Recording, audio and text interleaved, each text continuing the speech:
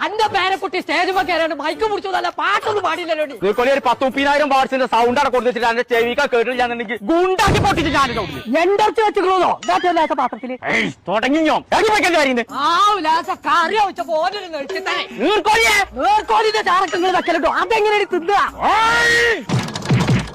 ഉറക്കത്തെ കുത്തിക്കോ കോയെ കുട്ടിക്ക് ഹാജറില്ലായിട്ട് സമ്മാനം കിട്ടിയിട്ടില്ല എന്നാ പറഞ്ഞത്. ഹാജരാക്ക് സമാധാനം കിട്ടിയില്ലെങ്കിൽ ഇജ്ജത്തെ താങ്ക പോയിട്ടോ കോയെ അത് ഞാൻ കൊടുക്കാം കണ്ടെ കൊണ്ട് നീച്ചിട്ടും വെച്ചാൽ ഹാജരാക്കി സമാധാനം കൊടുത്തു